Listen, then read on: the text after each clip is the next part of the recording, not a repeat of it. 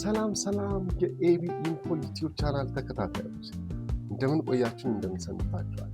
ዛሬ የተለያዩ ለራሳችን የምንሰጣቸው ምክንያቶችን ሊቀየርልን የሚችሉ አንዳንድ ነገሮችን ይዤ መጥቻለሁ። የቢዝነስ ጥቆማዎችን ይዤ መጥቻለሁ። ካለንበት ከአካባቢያችን ሳንርቅ ያለምንም ተያዥ ሳያስፈልገን ገንዘብ ሳያስፈልገን በዜሮ በጀት ልንሰራቸው የምንችላቸው የስራ አይነቶችን ጥቆማ ይዤላችሁ መጥቻለሁ። ዩቲዩብ ቻናላችንን ላይክ፣ ሼር፣ ሰብስክራይብ በማድረግ እንዲሁም ደግሞ የሚለቀቁ ቪዲዮዎች ቶሎ እንዲደርሳችሁ የደውል ምልክቷን በመንካት አብራችሁን እንድትቆዩ በአክብሮት ጋብዛለሁ። ኤቢ ኢንፎ ዩቲዩብ ቻናል ካፍታ በኋላ እንመለሳለን። ሰላም። እንግዲህ እንዳልኳቸው አብዛኞቻችን ለራሳችን የምንሰጣቸው ምክንያቶች አሉ። ገንዘብ የለኝም፣ እንዴት አድርጌ ነው በጀት ሳይኖረኝ ስራ መስራት የምችለው? ስለዚህ ሰፈር መቀመጥ ያስፈልጋል። ወይም ደግሞ የተለያየ ምክንያቶች እየሰጠን ስራ መፍጠር ላልቻለን ሰዎች፣ ስራ መንቀሳቀስ ላልቻለን ሰዎች 8 የስራ መስኮችን ልጠቁማችሁ መጥቻለሁ። ቀሩትን ደግሞ በቀጣይ ቪዲዮ ይዤላችሁ እመጣለሁ። እነዚህ 8 ግን እንነጋገርባቸዋለን ማለት ነው። እስከ መጨረሻው ድረስ አብራችሁ ቆዩ። አንደኛው የስራ መስክ አሁን ላይ በጣም ከፍተኛ ገቢ ያስገባል ብዬ ማስበው ማንኛውም ሰው እጁ ላይ ባለው ስልክ ተጠቅሞ ብዙ የሚሰራቸው ስራዎች አሉ። ግን ከነዚህ ስራዎች ውስጥ እጅ ላይ ስልክ ካለ፣ ስልክ መስራት ከቻለን፣ ስልክ እጃችን ላይ ካለ አንድ ነገር መስራት እንችላለን። ሶሻል ሚዲያ ያለምንም ክፍያ በዜሮ በጀት ልንሰራቸው የምንችላቸው ነገሮች ናቸው። እንዴት አድርገን ማድረግ እንችላለን? አንዳንድ ቪዲዮዎችን በመቆራረጥ ዩቲዩባችን ላይ ወይም ደግሞ ቴሌግራማችን ላይ ወይም ደግሞ ፌስቡካችን ላይ ወይም ደግሞ ቲክታክ ላይ በመልቀቅ የክፍያ አክሰሶችን ማመቻቸት እንችላለን።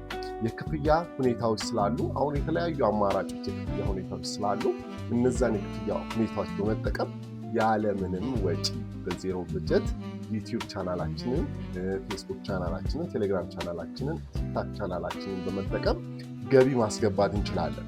ሌላኛው ምንድነው? አካውንታችንን ከፍ በማድረግ ተከታዮቻችንን በመጨመር የሚሸጡ አካውንቶች አሉ። ይሄ ማለት ያለምንም ወጪ ያለምንም ክፍያ ፊልሞችን እየቆራረጥን ቲክታክ ላይ ብንለቅ ብዙ ተመልካች ልናገኝ እንችላለን። ቴሌግራማችንን በማሳደግ ፎሎወር ብዛት በማሳደግ ፎሎ የተደረገውን አካውንት ብዛት ካለው አካውንቱን ራሱ በመሸጥ የተደረገውን አካውንቶችን በመሸጥ ሌላ ከፍተኛ ገቢ ማስገባት እንችላለን። ይሄም ያለምንም ክፍያ ሳያስፈልገን ማስገባት የምንችልባቸው አይነቶች ናቸው። ሌላኛው ደግሞ አንዳንዴ በነፃ ያለምንም ክፍያ እየዞሩ ማስታወቂያ መስራት የምንችልባቸው፣ ግዴታ ፎሎወር ብዙ ሊኖረን አይገባም። ስለዚህ የኢትዮጵያ ሕዝብ ሊተባበር ይችላል። እየዞርን ማስታወቂያ እንድንሰራላቸው በመጠየቅ ትንሽ የሆነች ክፍያ ብንጠይቃቸው በደስታ ሊያሰሩን ይችላል። ስለዚህ ሶሻል ሚዲያ እጃችን ያለውን ነገር በመጠቀም እንዴት አድርገን ማሳደግ እንችላለን የሚለውን ነገር በመጠቀም ራሳችንን መቀየር እንችላለን። ሁለተኛነት ደረጃ ላይ ደግሞ የምናየው በብዛት የምናስተውላቸው ይሄ ሶሻል ሚዲያ ከቤታችን ሳንወጣ ልንጠቀመው የምንችለው ነገር ነው።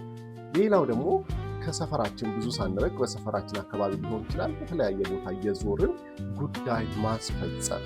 ይሄም ዜሮ በጀት ያለምንም ክፍያ በዜሮ ገንዘብ ጉዳይ ማስፈጸምን መስራት እንችላለን። ይሄ ማለት ብዙ የመንግስት ተቋማትን ማስፈጸም የሚከብዳቸው ወይም ደግሞ በስራ ሰዓታቸው ወይም ጊዜያቸው በጣም የተጣበበባቸው ብዙ ሰዎች አሉ። ስለዚህ እነዛ የተጣበበባቸውን ጊዜ በማስፈጸም አሁን ለምሳሌ የመንግስት ተቋማት፣ የግል ተቋማት ላይ ብዙ የሚፈጸሙ ጉዳዮች አሉ። እነዚህ ጉዳዮች ሁሉም ሰው ሄዶ ተገኝቶ ማስፈጸም ይችላል ብዬ አላስብም። ስለዚህ ከጊዜ አንጻር ከተለያየ ጉዳዮች አንጻር ጉዳይ ማስፈጸምን ያለምንም በጀት ልንሰራቸው የምንችላቸው ጉዳዮች ናቸው። ከትላልቅ ጉዳዮች አንስተን ትላልቅ ጉዳዮች ሲባል ስም ዝውውር ሊሆን ይችላል፣ የመኪና ታርጋ ጉዳዮች ሊሆኑ ይችላሉ፣ ገቢዎች ጉዳይ ሊሆን ይችላል፣ የግብር ጉዳይ ሊሆን ይችላል፣ የተለያዩ ጉዳዮችን ማስፈጸም ሊሆን ይችላል። እንዲሁም ደግሞ በዝቅተኛ ደረጃ የራሳችንን ፈጠራ እያካልንበት አሁን ለምሳሌ በብዛት የኮንዶሚኒየም ወይም አፓርትመንት አካባቢ የሚኖሩ ማህበረሰቦች አሁን እየተቀየረ የመጣ ጉዳይ ቢኖርም ካርድ መሙላት፣ ካርድ ማለት የሞባይል የመብራት ካርዶችን መሙላት፣ በኃላፊነት ተቀብሎ መሙላት፣ ከተራው ነገር እንኳን አንስተን ሱቅ ዕቃ መግዛት፣ ከተለያየ ቦታ ሱቅ አምጥቶ ማምጣት፣ አሁን ላይ ብዙ ሰው ወጥቶ የመግዛት ዞሮ ተንቀሳቅሶ የመስራት ወይም ደግሞ ራሱ የተለያየ ነገር ቢዚ ስለሚሆን ስለዚህ የእነሱ ስራ ወክላችሁ መስራት ጉዳይ ማስፈጸም ያለምንም ክፍያ በባዶ በጀት ሊሰራ የሚችል ጉዳዮች ናቸው። ስለዚህ በሰፈራችን የሚገኙ ጉዳይ እንድናስፈጽምላቸው የምንፈልጋቸውን ሰዎች ብንንቀሳቀስ ብናናገራቸው ወጣቱ ስራ እንዲሰራ ብዙ ሰው ይፈልጋልና ስራ ከመፍጠር አንጻር ጉዳይ ማስፈጸምን ያለምንም በጀት ልንሰራቸው የምንችላቸው ስራዎች ስለሆኑ መጠቀም እንችላለን ማለት ነው። ሌላኛው ደግሞ ጉዳይ ማስፈጸም በተጨማሪ አስጎብኝነት። ይሄ ደግሞ የማስጎብኘት እና የትርጉም ስራዎችን መስራት ይቻላል። ሁሉም ባለበት አካባቢ የሚጎበኝ ነገር ሊኖር ይችላል። አሁን ላይ በብዛት ቱሪስቶች የሚፈሱበት ፍሰት ቦታዎች አሉ። ስለዚህ በመላው ኢትዮጵያ ያለ ህዝብ ወይም ደግሞ ወጣት ወይም ደግሞ መስራት የሚፈልግ ሰው ባለበት አካባቢ ከቱሪስቱ በተሻለ ደረጃ ያለበትን አካባቢ ሊያውቅ የሚችለው እሱ ነው። ስለዚህ እነዚህ ሊያውቅ የሚችላቸውን ነገሮች ማስጎብኘት ይችላል። ሌላው ማስጎብኘት ባይችል እንኳን አንድ ሰው ከዚህ ተነስቶ ወደ ክፍለ ሀገር ቢሄድ ክፍለ ሀገሩ የሚናገረው ቋንቋ በማስተርጎም አሁን ለምሳሌ እኔ ከዚህ ተነስቼ ወደማላውቀው ማህበረሰብ ሲሄድ ያ ማህበረሰብ ባህል አለው።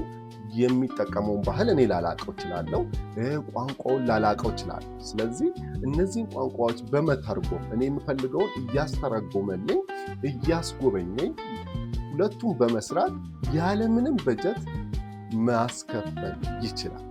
ስለዚህ ያለምንም በጀት የማስጎብኘት ስራና የጉብኝት ስራ እንዲሁም ደግሞ የቋንቋ ማስተርጎም ስራ መስራት ይችላል። በየትኛውም አካባቢ ሊሰራ የሚችል ስራ አይነት ነው። ሌላኛው በመቀጠል ደግሞ ከነዚህ ቀጥሎ ከማስጎብኘት ቀጥሎ ደግሞ የድለላ ስራ ያለምንም ክፍያ ያለምንም በጀት በዜሮ በጀት ሊሰራ የሚችል የስራ አይነት ነው። ይሄ ሲባል የድለላ ስራ ከፍተኛ ቅልጥፍናና ከፍተኛ እውቀትን የሚጠይቅ ነገር ነው። የድለላ ስራ ግን በዛውም በተጨማሪነት ግን ከፍተኛ ገቢ ሊያስገባልን የሚችል ገንዘቡ ጠርቀም ያለ ጥሩ ነገር ማግኘት የምንችልበት የድለላ ስራ ነው። ይሄ ሲባል በመስመር ውስጥ ምንም በጀት ሳይኖረን ከዜሮ ተነስተን ቤት ማከራየት፣ ቤት ማሻሻጥ፣ እነዚህን የመሳሰሉ ዕቃ ማጋዛት፣ ዕቃ ማሻሻጥ፣ ዕቃ ገዥም ይዞ መሄድ ይቻላል፣ ዕቃዎችን ደግሞ መሸጥም ይቻላል ማለት ነው። እና ግምት ማስተካከል። አሁን ለምሳሌ በዚህ ላይ ላክልላችሁ የምችለው ነገር ምንድን ነው? ብዙውን ጊዜ የሄዳችሁ ሰዎች ታውቃላችሁ። ዱባይ ብትሄዱ ብዙ ጊዜ የተለመዱ ደላሎች አሉ። ኢትዮጵያውያንን እዛ ቁጭ ብሎ ይጠብቃሉ። እዛ ስትደርሱ ያጋዟችኋል። ዕቃ ከሚያጓዛችሁ ዕቃ ላይ ለነሱ ኮሚሽን ታስባላችሁ ማለት ነው። አንደኛ የሚገዛው ሰው ኮሚሽን ያስባል፣ ሁለተኛ ደግሞ የሚሸጠውም ሰው ሊያስብላችሁ ይችላል ማለት ነው። ስለዚህ በዚህ አይነት መልኩ ማጋዛትም ልክ የድለላ አንዱ አካል ነው። ዕቃ ማጋዛት ወይም ደግሞ አጋጣሚውን አግኝታችሁ መርካቶ ከሄዳችሁ ብዙ ደላሎች አሉ። ዕቃ የምትፈልጉትን ይጠይቋችኋል፣ ይዘዋችሁ ይሄዳሉ። የምትገዙት ዕቃ ላይ የተወሰነ ብር ታስቡላችኋላችሁ፣ እነዛም ደግሞ ሻጮችም ደግሞ ያስቡላችኋል ማለት ነው። ስለዚህ የድለላ ስራ የተከበረ ስራ ነው። የድለላ ስራ ያለምንም በጀት በዜሮ ተነስታችሁ መስራት ትችላላችሁ። ቤት ብታሻሽጡ ከፍተኛ ገቢ ያለው። ስለዚህ በዜሮ በጀት ያለምንም ክፍያ መስራት የምትችሉት የስራ አይነት የድለላ ስራ ነው። ሌላኛው ደግሞ ልናያቸው የምንችለው የማስጠናት ወይም ደግሞ አስጠኝነት ያለምንም በጀት በዜሮ በጀት ሊጀምሩት የሚችል ስራ ነው። አስጠኝነት ማለት ያው ተማሪዎችን ማገዝ ወይም ደግሞ የሚማሩትን ትምህርት ተዘጋጅቶ ሄዶ ተማሪዎችን ማገዝ ማስጠናት። ይሄ በክረምትም በበጋም ሊሰራ የሚችል ስራ ነው። ምንም ያስፈልጋችሁ በጀት የለም። በአካባቢያችሁ ላይ ከአካባቢያችሁ ብዙ ሳትርቁ እዛው አካባቢ ባላችሁበት ሰውን በማናገር ወይም ደግሞ ተማሪዎችን ትምህርት ቤት አካባቢ ልጆቻቸውን የሚያስተምሩ ማህበረሰቦችን በመጠየቅ ወይም ሰዎችን በመጠየቅ ማስጠናት የምትችሉት ከኪሳችሁ ዜሮ ብር የሚያስፈልግ ስራውን ለመጀመር ዜሮ ብር የሚያስፈልግ ያለምንም በጀት ልሰሯቸው የሚችሏቸው ስራ ናቸው። ተማሪዎችን ማገዝ፣ ማስጠናት፣ የተለያዩ ነገር ሁሉንም የትምህርት አይነቶች ራስን አፕዴት በማድረግ ራስን በማስተማር በመዘጋጀት በተለይ ዩኒቨርሲቲ ልምድ ኖሯል፣ ዩኒቨርሲቲ ተምራችሁ ወጣችሁ ለማስተማር በጣም ተነሳሽነት ያላችሁ ፍላጎት ያላችሁ ሰዎች፣ ሰውን ማስጠናት፣ ሰውን መርዳት ጥሩ ፍላጎት ያላችሁ ሰዎች እዚህ ነገር ላይ ያለምንም ችግር መስራት ትችላላችሁ እና አስጠኝነት ያለምንም ዜሮ ገንዘብ ያለምንም ዜሮ በጀት ልሰሩት የምትችሉት ነገር ነው።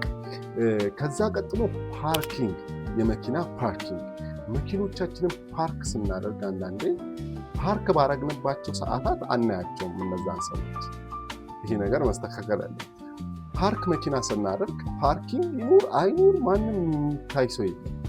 ልክ ልንወጣ ስንል ግን ተከትሎ መጥቶ የሚጠይቁን አሉ እና ይጠብቁት አይጠብቁት ፈጣሪ ጠብቀው መኪናችን የምናውቀው ነገር የለም። አንዳንዴ ግን ፓርኪንግ እንደዚህ አይነት ነገር በስርዓት መስራት የምትችሉ ከሆነ ማንኛውም ሰው ሊከለክላችሁ ወይም ደግሞ ማንኛውም ሰው ለምን እንትን አላችሁ ብሎ እንትን ሊላችሁ የሚፈልግ ሰው የለም። ለምን ቢባል የኢትዮጵያ ሕዝብ ማበረታታት መደገፍ ይፈልጋል። ብዙውን ጊዜ መደገፍ ይፈልጋል። አይዞ በርታ ብሎ መስጠት ይፈልጋል። ዝም ብላችሁ ሄዳችሁ ከምትለምኑት ከምትጠይቁት እየሰራችሁ ሲያይ ማበረታታት ስለሚፈልግ ፓርኪንጉን የት አካባቢ እንስራት ብትሉ አሁን ላይ ያው መንግስት አንዳንድ ቦታዎች ላይ ከፍተኛ እያደራጀ የሚሰጥባቸው ቦታዎች አሉ። ግን ከነዛ ውጪ አንዳንድ ፕሮግራሞች፣ ልዩ ፕሮግራሞች፣ ፌስቲቫል ያለባቸው አካባቢዎች ቀጥታ ሄዳችሁ ፓርኪንግ መጠበቅ ትችላላችሁ። ማንም ሊጠይቃችሁ የሚችል ሰው የለም። ፓርኪንግ ትምህርት ቤቶች አካባቢ መውጫና መግቢያ ሰዓት ላይ የትምህርት ቤት ብዙዎቹ መኪና ስለሚያቆሙ ማለት ነው።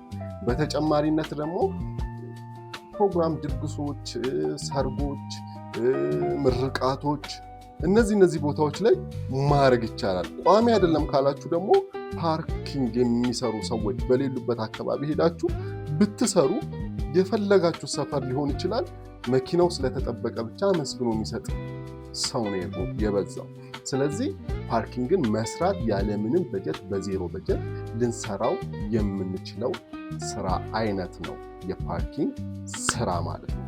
ሌላው ጫኝና አውራጅ ብዙ ቦታ ብዙ ሰው ብትሰሩት ያለምንም ከልካይነት ሊያግዛችሁ ይችላል። በዜሮ በጀት ልትነሱ ትችላላችሁ። ጫኝና አውራጅ ማለት ከመኪናዎች ላይ እቃዎችን ማውረድ ሊሆን ይችላል። እቃዎችን ወደ መኪና መጫን ሊሆን ይችላል። የተለያየ ስፍራዎችን መጠቀም ትችላላችሁ። የቤት ኪራይ እቃዎችን ልታወርዱ ትችላላችሁ። በመኖሪያ አካባቢ ካላችሁ በብዛት የሚወርዱ እቃዎች ብዙዎቹ በስርዓት አናግራችሁ መስራት ከቻላችሁ ማንኛውም ሰው ሊከለክላችሁ የሚችል ስራ አይነት አይደለም። እንድታግዙት ይፈልጋል። 2ኛ ፎቅ አይደለም 10ኛ 15ኛ እቃውን ተሸክሜ ልውጣ ብሎ የሚታገላችሁ ማህበረሰብ አለ ብዬ ብዙ አላስብም። የሚያግዘው ሰው ካለ ግን ምንም ችግር የለውም። ትንሽ እቃ ብታግዙት የተወሰነ ሊያግዛችሁ የሚችል ማህበረሰብ ነው የሞላው ብዬ ነው ማምነው እንደኔ። ስለዚህ በጉልበት ሲሆን በትክክለኛ ነገር ካልሆነ ነው ሰው የሚበሳጨው እንጂ በትክክለኛ ነገር ካረጋችሁት ማንኛውም ሰው በደስታ ሊያደርገው የሚችል ነገር ነው። ስለዚህ እቃ መጫንና ማውረድ ከፍተኛ ፍላጎት አለ። እንዲሁም ደግሞ ገበያ አካባቢ ብትሰማሩ ይሄኛውን ስራ ላይ ብዙ ሰው ሸክም ይፈልጋል። ሸክም ማለት ትንሽም ትሁን እቃ ተሸክሞ እስከ መኪናው፣ መኪና ካለ እስከ መኪናው፣ ከመኪና ውጭ ደግሞ እስከ ቤቱ እንዲደርስ ለሚፈልግ ሰው አለ። ይሄ ማለት አካባቢ ያራቀ ከሆነ ቤቱ ትንሽ ፌስታል ወይ የሆነች ነገር በአቅማችን የምንችላትን ነገር ይዘን ማድረስ እንችላለን። ይሄ ምንም ዜሮ በጀት ነው የሚያስፈልገው። ያለምንም በጀት መጫንና ጫኝና አውራጅ ወይም ደግሞ እቃ መጫን ማውረድ፣ ገበያ አካባቢ ሰዎችን ማገዝ፣ እቃዎች መጫን ላይ ማገዝ፣ በተለያየ አካባቢ ራሳችሁን ፈጠራ እየጨመራችሁበት በጫኝና አውራጅ በኩል መስራት ትችላላችሁ። ይሄ የሚያስፈልገው ያለምንም ክፍያ ዜሮ በጀት የሚያስፈልገው ማለት ነው። ሌላው ምንድነው? የጽዳት ስራ። ይሄ የመጨረሻው እናድርገውና የጽዳት ስራ ነው። ጽዳት ደግሞ የቆመ መኪና ፓርክ ከተደረገ ማጽዳት ደግሞ ለብቻው ስራ ሊሆን ይችላል። አቧራውን ከላይ ማንሳት ማጠብ ሊሆን ይችላል። ይሄ ምንም አያስፈልጋችሁ። ያረጀ ልብስ መጠቀም ትችላላችሁ፣ ፎጣ እንኳን መግዛት ካልቻላችሁ ማለት ነው። ስለዚህ መወልወል ነው፣ መኪና መወልወል፣ መስታወት መወልወል። ከዛ በኋላ ባገኛችሁ በደንብ መጠቀም ትችላላችሁ። ይሄም ያለምንም ክፍያ ጽዳትን መስራት ትችላላችሁ። አድቫንስ ላድርጎ ካላችሁ ፈጠራዎቻችሁን እየተጠቀማችሁ ተጨማሪ ፈጠራዎችን እየጨመራችሁ መስራት ትችላላችሁ። ከፓርኪንግ ጋር መያያዝ ይችላል፣ ግን ከፓርኪንግ ውጭ መስራት የሚቻልበት ስራ ነው። አንዱ መኪና ሲጠብቅ አንደኛው ደግሞ መኪና ማጽዳትም የተለያየ ስራ ስለሆነ ማለት ነው። ስለዚህ ይህንን ስራ መስራት ይቻላል ማለት ነው። ሌላው ከጽዳት መስራት እችላለሁ ብላችሁ የምታስቡ ከሆነ ከመኪና ማጽዳት፣ ከተለያየ ነገር ከመስታወት መወልወል፣ ከልዩ ልዩ አንጻር እንደ ተጨማሪነት ደግሞ አብዛኛው ሰው የሚቸገረው ወይም ደግሞ የሚፈልገዋል ይሄ ከምግብ ቤት ተረፈ ምርቶችን ማስወገድ፣ ፀጉር ቤት፣ የሴቶችን ፀጉር ቤት ሊሆን ይችላል፣ የወንዶችን ፀጉር ቤት የተስተካከሉበትን ፀጉር ማስወገድ የሚቻል ይሄ ከማገዝም አንጻር ሊያግዟችሁ ይችላሉ። ቆሻሻውን ደግሞ አንስታችሁ ወደሚጣልበት አካባቢ በየአካባቢው ስላለ ብዙ ሳትርቁ ማስቀመጥ የምትችሉበት ከዛ በኋላ የሚመለከተው አካል የሚያነሳበት አግባብ አለ፣ በስርዓት ካስቀመጣችሁት ማለት ነው። ስለዚህ የጽዳት ስራ አዋጭ የጽዳት ስራ ያለምንም በጀት ከዜሮ በጀት ተነስታችሁ ልትሰሯቸው የሚችሏቸው ነገሮች ናቸው። አሁን የተነጋገርንባቸው ነገሮች ብዙ የተጠቀማችሁባቸው ይመስለኛል። ይጠቅማችኋል ብዬ ያሰብኳቸውን እነዚህ ነገሮች ይዤላችሁ መጥቻለሁ። ተጨማሪ የምትፈልጉት ነገር ካለ እጨምርላችኋለሁ። ግን እናንተ እንደዚህ ነው ብላችሁ ሀሳብና አስተያየት ካላችሁ ኮሜንት ሴክሽኑ ማስቀመጥ ትችላላችሁ። አብራችሁ ስለነበራችሁ ከልብ አመሰግናለሁ። በአንድ አባባል ልጨርስላችሁ። ስሞል ስቴፕ ቱዴይ ቢግ ሰክሰስ ቱሞሮ።